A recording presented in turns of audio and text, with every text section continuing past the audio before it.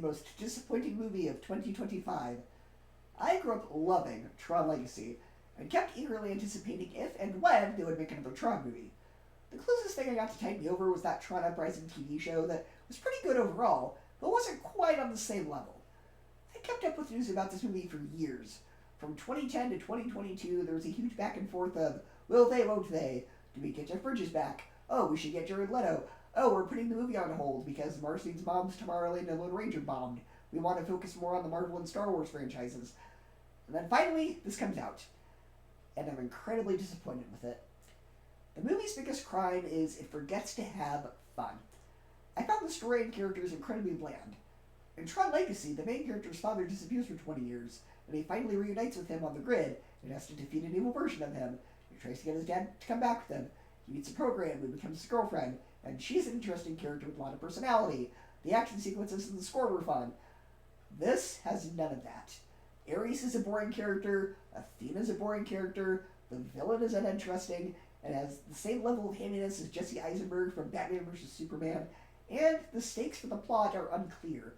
They found a way to make programs into soldiers in the real world, but the catch is that they can only survive for 30 minutes at a time. No problem if the time expires, though. They can just bring them back anyway. So why is the MacGuffin a device called the Permanence Code that will grant them immortality? It's not like they can actually die. At least in Tron Legacy, when the programs got derezzed in the game, it was permanent, and therefore there were stakes for Cora and Sam. The movie is Tron in name only, and Tron isn't even in the movie. All the interesting plot threads left over from Legacy are thrown out. How does Cora react to being in the real world? What are the pros and cons for her?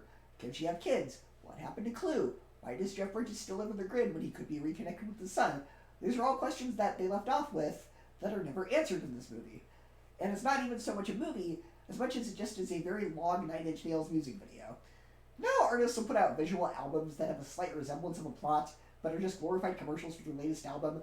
That's what this is. At least with the Daft Punk score in Legacy, there was a compelling plot to go with it. This feels like music first and plot second, and the plot is barely there. This feels like a vanity project from Jared Leto.